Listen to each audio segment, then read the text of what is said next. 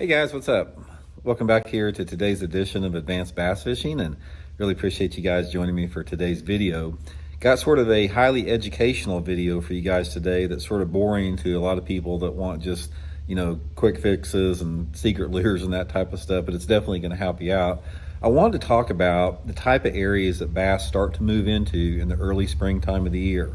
That transition between the winter months into the pre-spawn, early spring, and I'm not really going to get into the period where they start spawning, but I want to talk about the period we're in right now. At the time of this video, guys, it's the first week of February. So this is a big transitional month. February and March are the prime pre-spawn months of the year. So we're going to get into that in today's video. Also, guys, I just wanted to give you guys a big thank you. Thank you very much, everybody that's been using my tackle warehouse link to purchase all your fishing tackle. If you're one of the subscribers that bookmark my link, I put in every video description to purchase all your fishing gear. Big thank you for me and my family, and I'd like to invite everybody to check out my also check out my Solar Bat Signature Series sunglasses and my Fish the Moment Lake Map breakdowns. So I really appreciate you guys putting up with those plugs. I know it gets old, but really appreciate it. Okay, let's talk a little bit about, where you want to look for these fish in the early spring during the pre-spawn and sort of what they do. One of the things about it is, like, when we try to predict bass movement behavior, you got to realize that all the fish don't do the same thing at any given time. There are 3 or 4 different distinct populations of bass in every lake that behave differently at certain times of the year. For example, you may have, say we're talking about February fish and pre-spawn, you may have some bass that begin to move shallow and they start to get up on some channel banks or steep banks or secondary points in preparation for moving shallow to spawn.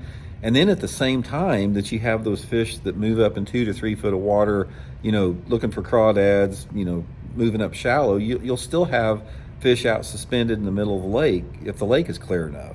And then you've got some fish that are in the mid depths. You have a lot of different fish that do different things at different times because they all just don't move up and do one thing at one time. So that's one of the deals you have to remember, is that when you're talking about bass movement, behavior, and seasonal patterns, it's a very, very it's a broad stroke in terms of, you can't just say this fits everything.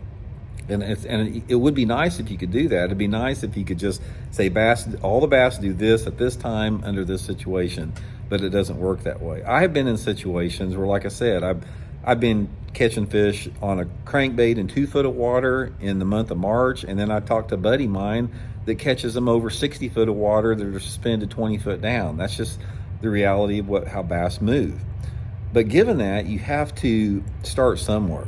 And I want to sort of run you through a little bit about what you need to look for early spring fishing in a live scope situation. Guys, that you can't equate anything about bass fishing the way that I teach it to live scope fishing. Those fish are open water fish. They need to be protected out there. They've been protected out there since the dawn of lakes being built, and they're deep water sanctuaries. And I don't want to even know about those fish out there. I want them to be able to have that place to hide and get away from it. I want to target on the fish that you catch with traditional bass fishing techniques, which I feel, guys, if you stick to that and you stick to traditional techniques without getting an over-reliance on electronic technology, that your overall bass fishing experience is going to be much more rewarding in the long term, which we talked about a lot on that.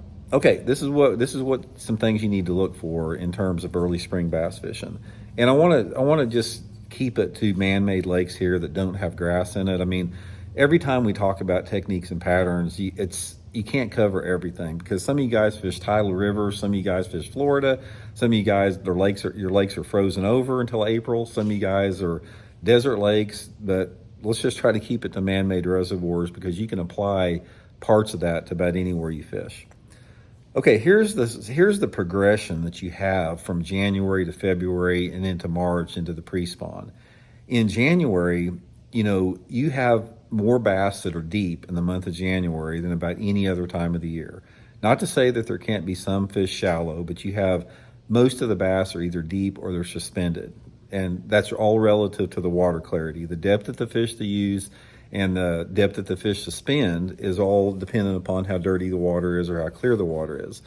But for most populations of fish, there's a big movement that occurs during the month of February, regardless of the water temperature.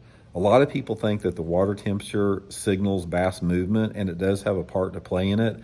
But there's other internal biological factors that run into that. It's like every creature in nature, it's like, I don't care if it's a fish or an animal, they're in tune with their biological rhythms a lot more than bass do. So when they see stuff like different sunlight angles, lengthening or shortening daylight hours, different moon phases, maybe different, whatever it may be, it triggers something in them for seasonal movements of fish. And one of the biggest transitions you have is when the bass prepare to spawn. This is the most important time of the year for them.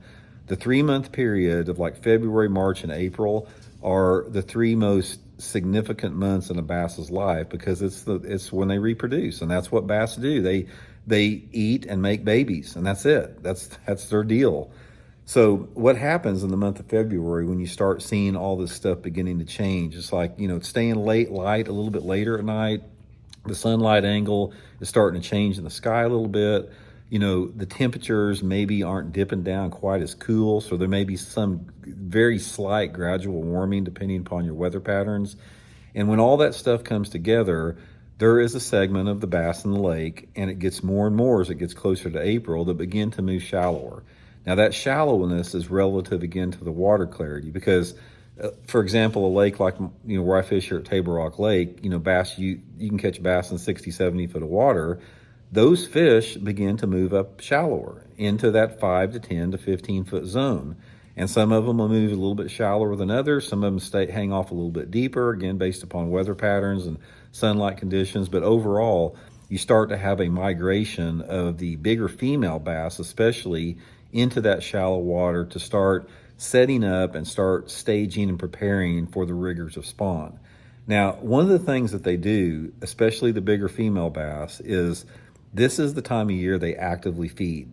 Now, one of the things that I feel is true in bass fishing is I don't think that bass strike your lure because they're hungry very often. I think they feed primarily at night, with the exception of the pre-spawn. The pre-spawn, they are focused on gorging themselves and getting fat and getting healthy for the rigors of spawning, doesn't matter if it's a male bass or a female bass. So they're after to get as many crawdads as they can. They go for big gizzard shad. They go for big thread-fed shad. That is why most bass in the pre-spawn are extremely fat, even if they don't have many eggs in them. Even if their eggs are just forming, they're still very fat from feeding up in that shallower water. So one of the things you want to look for is look for those areas, and we talked about this a little bit over the last couple of weeks, but you have to keep reminding yourself, is when you're looking for bass in the early pre-spawn, try to sort of picture yourself as a bass.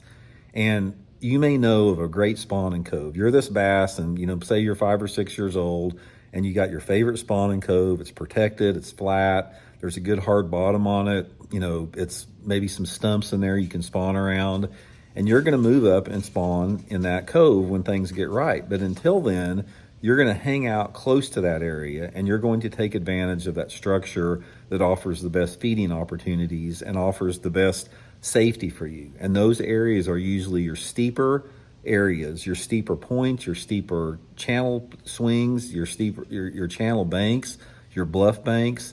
Any type of area that has a little bit more of a vertical structure on it, closer to deep water, is a prime target for early spring bass. This is where those big ones live most of the time.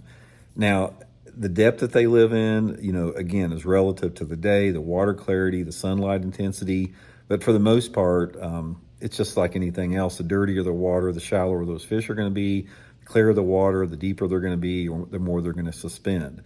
One of the things you have to understand in the pre-spawn time of the year in terms of water clarity, if you have real clear water, a lot of times those big bass will stage and they will suspend staging. So you may have, let me sort of draw the picture here. Let's say you've got this channel bank leading into a spawning cove. And if you have 2 foot of water visibility and it's February, the water temperature is in the upper 40s, and the water's stained, you may have some of those fish up in 3 and 4 foot of water, rooting around on those rocks there looking for crawdads. On that same bank, if you have 5 or 6 foot of water clarity, you may have some of those big females that are 50 foot off the bank suspended out off of that channel bank. They may be suspended 5 or 10 or 15 foot down, and they just hunker out there and stay there and maybe swim up to the bank at night or something and grab them a crawdad, or if a gizzard shad swims by, they'll try to get it. But they stage out in that deeper water, and they still feed, but their feeding habits are a little bit different. So remember that. It's like your water clarity is always relative to how those fish are going to be positioned on those staging type of areas. So you can't go wrong with that. If you're looking to catch pre-spawn bass, guys, and it doesn't matter whatever lake that you have, look on your map, get in a couple big creek arms there, or even on the main lake, and try to find the places where you have bluffs and channel banks, the places where the creek channel swings closer to the bank than any other part in the lake. Those are going to be the highways for the bass, and stay on those areas. Stay on those areas where the channel is closer to the bank than any other structures on the lake, and just fish it accordingly to the variables that you have there. And those variables have to do with your sunlight condition, your wind, your water clarity, all of that type of deal. So that's the main thing with it, guys. It's pretty easy. It's like if you just go out in February and March and fish nothing but steep banks and secondary points, you're going to catch some fish. And concentrate on stuff like with crawdad crankbaits, jigs, slow rolling the spinnerbait can be good. If the water's a little bit clear, you can still catch them on a jerkbait or swim bait, but just think in terms of vertical structures. And the transition occurs in April, usually when that water temperature starts to get in the upper 50s or around 60, the bass will leave those vertical steeper structures and they start to get on the flatter banks. And then the whole cycle begins over and over year after year. So anyway, hope it helps you guys out. We'll talk later.